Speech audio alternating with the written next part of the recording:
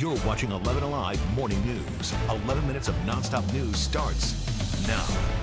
First in your 11 minutes of nonstop news, breaking news in Metro Atlanta. A number of people without a home after a fire rips through an apartment complex. What two brothers had to do in order to escape the fire.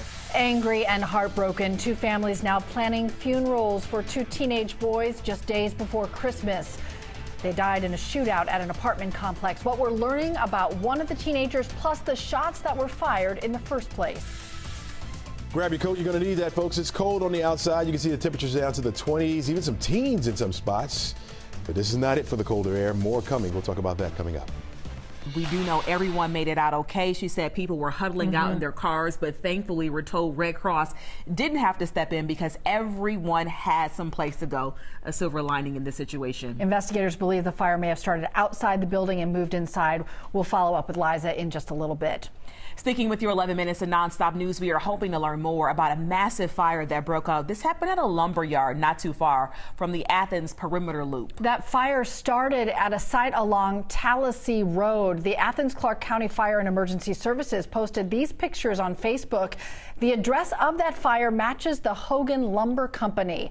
It's not yet known how the fire started or if anybody was hurt. This week, the Peachtree City Walmart that has been closed after officials say a 14-year-old girl set it on fire.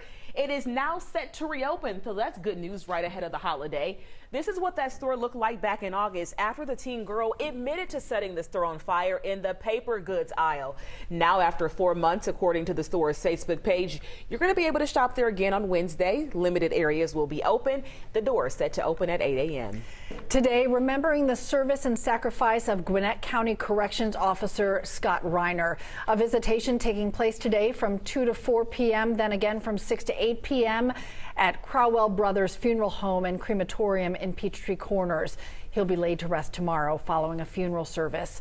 North Metro Baptist Church in Lawrenceville will host that service beginning at 11. It's the first full week of holiday travel at the world's busiest airport. Officials expect nearly 5.2 million people to pass through Hartsfield-Jackson until January 3rd. So you should show up at least 2.5 hours early for domestic flights and 3 hours for international. Remember, you also need to consider how long it's going to take you to park and get to your gate. This next story, Cheryl and I are both parents, and let me tell you, this is a pain that no parent should ever have to experience. Just days before Christmas, two young teens shot and killed in an apartment complex. And this morning, 3 other kids who were also hurt in that shooting continue to recover. But adding to the senselessness of this tragedy, we're now learning that it all started over social media. Ariana Manise is joining us in studio with more. Ariana, Atlanta's Mayor Andre Dickens is echoing really what so many people are feeling. He says he's heartbroken for these families. Yeah, good morning, Cheryl. Mayor Andre Dickens, he spoke out on Sunday in a statement where he said it's time to end this epidemic of gun violence that's taking the lives of our young people. Now, 16-year-old Justin Powell and 14-year-old Malik Grover were tragically killed during a shootout Saturday at the retreat at Greenbrier Apartments. The shooting started over a dispute that happened on social media. And one of the two groups that was involved in this fight on social media, they showed up at the apartment complex, and police tell us they believe that both groups were armed with guns and multiple people shot at each other. A 15-year-old girl, 15-year-old boy, and 11-year-old boy were also hurt during the shootout. They were taken to the hospital and they are expected to survive. The family of Powell said that both of the victims, they were best friends, and Powell was a good kid who found himself with the wrong group of people, and they tried several times to get him help. We went to 2 different agencies in the Metro Atlanta area, and they told us the same thing. Until he gets into any trouble, there's nothing they could do. Now, police are still investigating exactly what went down the night of the shooting. Investigators, they also spoke to teens who were at the scene and are also urging anyone with any type of information to give them a call. Back to you.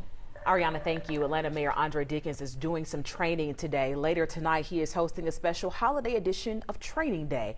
He'll also have a fireside chat and host some workshops about security, licensing, and getting a permit. Also being prepared for the holidays. That is tonight from 6 until 10 at City Hall. So we know it is the thought that counts, right? But sometimes you just need to take it back, make a return. But there is a right way to do it. Coming up on the Today Show, tips to make your returns easier than ever, including a new company that is hoping to save you time and money by dealing with your unwanted items. That's coming up on the Today Show right after 11 Live Morning News. Chesley? All right, thanks a lot, Cheryl. We're looking at noon today. Temperatures right around 45 degrees. We'll have mostly cloudy skies because the clouds are moving in as we speak. They're moving in. By 3 o'clock this afternoon, we'll get outside and do some things. You can. 50 degrees will be your temperature by then. That'll be the high by 6 o'clock when you're driving home. Cloudy skies right around 45 degrees. Guys, I'm doing this. it is so cold in here. Sheesh. Bring it in, big guy. Keep it warm today, I need you to everybody. keep me warm. Have a good day, everybody.